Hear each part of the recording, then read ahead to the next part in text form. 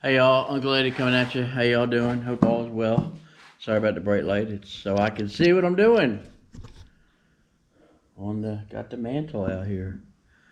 Just messing with it a bit. I had to lift. I didn't get to clean the way I wanted to. I had to lift everything up high because the hurricane's coming up the coastline. We may get some flooding. When Sandy came up the coast, I wasn't here then. I forget where I was. I might have been. Where was I? Well, I was in Maryland, but I wasn't living down. I was living up Salisbury, north, very, very north of here. And so when the hurricane came, they got flooding, like halfway through the field over there. So I want to pick up all the boxes and all the electronic stuff, at least a foot off the floor, just in case, because we'll get water will come in this way, and we'll get water come up this way. So just how it is. So I decided to come in here and mess with the window. But before I got out here and I was editing video and getting ready to upload it and all, and got a phone call from a scammer, whatever. They're so funny. And I always get like, I'd like to talk about your extended car warranty, and I'll just like, yeah, whatever, click. And normally I don't even answer, but I didn't notice that it was like on my phone. Everybody who I talk to has their own ringtone. And if you're an unknown number, it just comes up as just a regular goofy ringtone. So I didn't even need to pay any mind to it. So I just figured I'd answer it for whatever reason. And they were like, "Oh, we'd like to talk to you about your car insurance." And I'm like, "Look, man," I said, "I know you guys use an auto dialer computer system because that's how they do it. A computer dials various numbers, and when it says one, and then I know it's definitely overseas, like Calcutta or whatever, wherever they're at, Malta and all them places that they call from, the call centers." And so I'm like, "Get your little notepad on your computer out and take this down. This number that you call. Don't ask me about stupid stuff like car insurance and anything car related, really, because I haven't had a license in 25 years, moron. So stop calling me about this." I'm like, "Hey, do you understand that? Did you get it? Do you need me to spell check it for you or what?" And they just click and they hung up. I can love messing with people, man. It's too much fun, morons. So yeah, I'm just gonna come out here and mess with this a bit. A little scraping here and there. I'm debating on. I gotta see if I can find that safer stripper. I'd really rather use that than use. I have another stripper, but it's extremely toxic, and it's poison basically. And I really don't want to do it in here. I'd rather do it outside, but it is raining and wet and windy, and yeah, I'm not gonna do it outside. So this removes paint, varnish, and stain, but it is poisonous and highly flammable. So yeah, I don't know. Maybe I will. Maybe I'll try it on some little spots. Maybe I'll just use it in the like where the filigree is here. Sorry. Let me focus you on the door or the mantle. Good lord. The filigree up top and any of the stuff that's like where it's really tight, like in the tight parts of the trim. Maybe I'll put it in there. I'll put down some plywood or something so it doesn't tear up the floor, because I'm sure it would. And see how it goes from there. Although I'm still debating about the bottom. The legs really, I really wish they were turned, like full turned legs. I can get some round stock and then I could wrap my own fluting in it with the router table. Could totally do that. Or I thought about even, this is really crazy. But I was going to take some of this trim, if I have any left over, and probably cut that off, this piece here, this little beveled edge. Like this one's cracked. And even where it's like this, where it's broken on the end, I'll use this stuff up.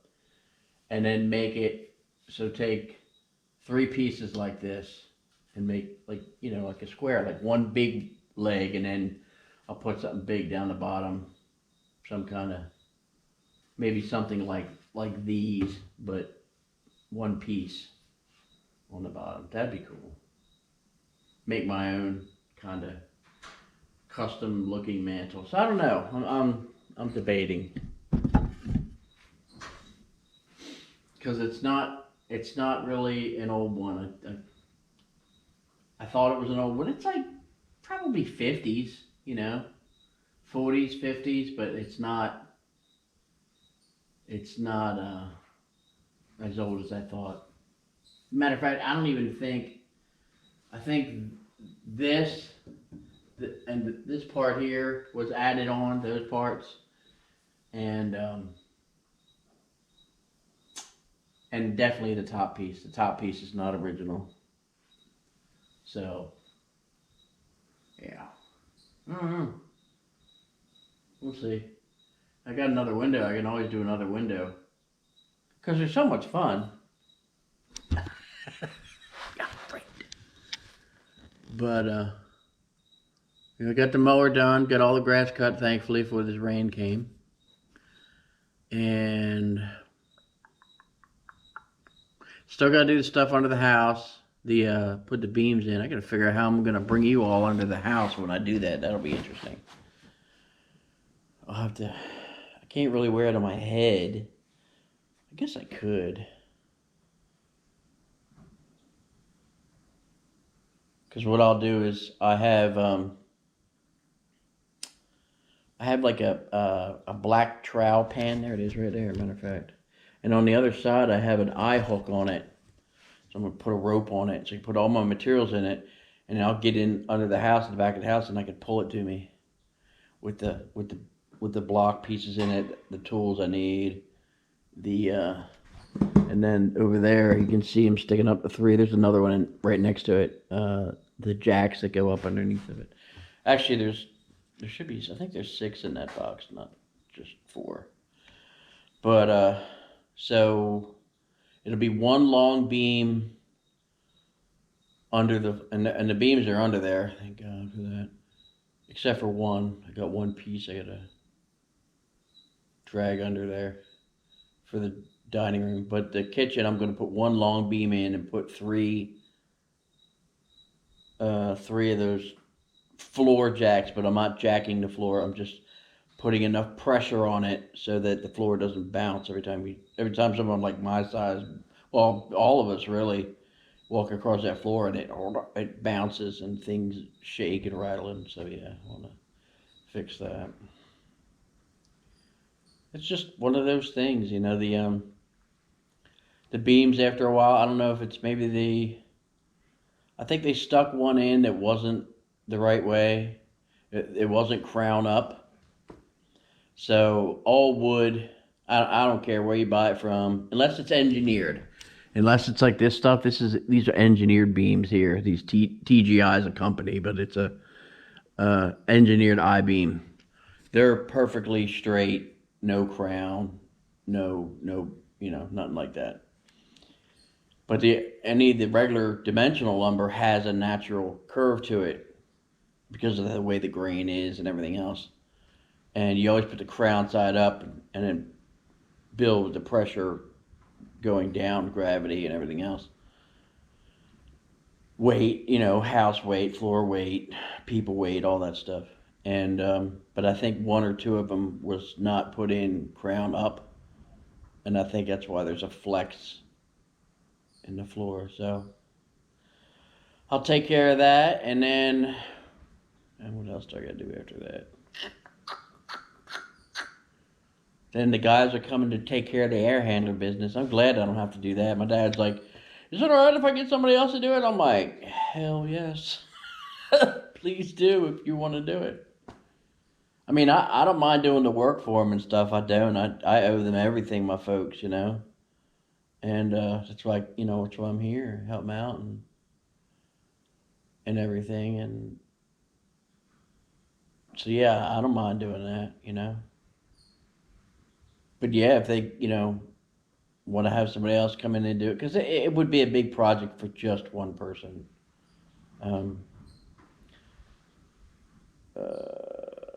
the air handler had some blockage, and so it was sweating excessively and did some damage to the floor. And so there was some mildew underneath, and the guys came out and took care of that part of it. But there's some structural stuff that has to be reinforced, and they're going to have to pull that air handler out of there, and that's going to be that thing probably weighs 400 or 500 pounds, and me trying to manhandle that would be a real pain in the butt. So plus I still got to do, and they're going to order a tub shower kit. They went decided to go with tub again. They're back and forth. Tub shower, whatever. I don't care. Get whatever you want.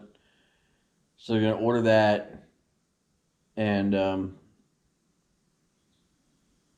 then I get to put that back in and rebuild the bathroom, put the bathroom back together upstairs. So and finish the barn, and make the trim and whatever else, and maintain the lawn and so like this wind, we're supposed to get like 20, 30 mile an hour wind gales, supposedly. And I've got about 4 trees in the back. I got one I can see it from here. It's dead now. It wasn't dead before, but it's dying. It's all brown now. But I'm waiting for a big wind gust to come and knock these trees down so I can cut them up into pieces and toss it in the woods. Just let it rot back into the ground. It's a white pine, done burn real well. It's real heavy, sappy stuff. So it would create a lot of creosote inside of a fireplace and chimney. You don't want that. The stuff you burn in a fireplace is like hardwoods, oak, walnut, some maple, um, stuff that's not real sappy. Linden's real sappy. Um, Pines are heavy sap. Softwoods mostly like fir and stuff like that. So yeah, I mean you could use it for a bonfire outside or something, but don't stick it in no chimney. I'm just gonna tell you, because so what happens is the sap and the creosote will stick on the inside of the chimney and it could start a fire. And yeah, you don't want that. Not a good idea. Um. Oh, and finish the parts I gotta do the remaining parts of the Massey, and that'll be it. Then I'll be done with that, and then I can hopefully do other things. So we'll see what's gonna happen and all that good stuff. And yeah, so I'm gonna go back in the house probably. I don't know if I want to scrape on this today or not. I gotta put this up. I don't want water to get to it. Raise it up in the air. I'd put it on the workbench, but I throw all that stuff back on top of it to keep all my boxes and stuff to keep it from getting all wet in case we get flooding. But and everything's up in the air, like all the power tools and all that stuff, and anything that plugs in. I just figured I'd throw that out at you, and thoughts and prayers go out to the people down in Florida. Man, I heard that thing when it made landfall was like a category, a class 5. Class 4 and 5, you're talking at least 200 mile an hour winds. That's not good.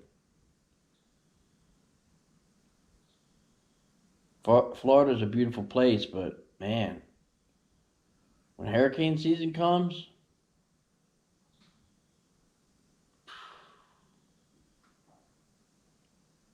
man, it's just in my 20s. I'd make trips down there and do rebuilding. You know, good money back when I was driving. You know, go down for 5 6 months and help people rebuild houses. Businesses and stuff. I just I pray that everybody got safe, and if you're in a place and they tell you to get out, man. Don't be like, I'm gonna stay. Yeah, if it's like a class 1 or 2, okay, but a class 4 and 5, nah, it's not worth it, man. It ain't worth risking your life over. I mean, you got the debris. That's the danger. The debris and the flooding. Because with flooding, you don't even know what's in the water then. Besides all the gators that are down there and stuff, that I can't imagine how happy they are at being tossed around and everything else. But then you get like electric lines potentially in the water, and you can't see it because it's down in the water. It's just not, and mold and mildew, and it's just not good. Just just go and come back, and then that way you can at least assess the damage and not be part of it. But so yeah, I hope everybody's okay. I'd give a shout out to a guy from Ryan Upchurch's channel from Creek Squad, um, Captain Kurt Reacts. I hope you're alright. He was in Jacksonville. He's right on the edge of that thing. So I hope you're alright, brother. And y'all be safe and healthy and happy and be good and good at it. And God bless. And I'll see ya. Hey y'all, Uncle Eddie on the back porch. This used to be outside. But there's the window. You can see I got little hooks on the bottom and thingy on top. So she's all done. And I just gotta figure out how I'm gonna hang it up in the laundry room. So there you go. I like it. I like the way it came out. Even with the little thingies in it. It's different. Somebody must have had a tool on it, because you can see where it's down there at the bottom and the little piece on the top. See right there, that piece there, and then it's perpendicular. So I don't know. Somebody must have had something on there and accidentally did something way back when, 120 odd years ago. Who knows? Anyway, I'm going upstairs watching video, and I'll see you when I see you. So God bless, and thank you for watching, and see you later.